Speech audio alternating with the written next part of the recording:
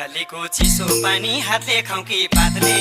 कालीको चिसो पानी हातले खाउकी पातले मनको इच्छा पुर्याउँछ कि मायालुको साथले आधी खोला उर्लेर आयो आउने थिन मायाले बोलायो आधी खोला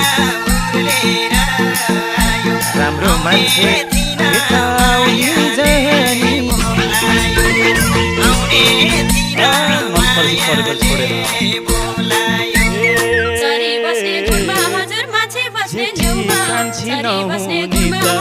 यो संसारमा कुन छ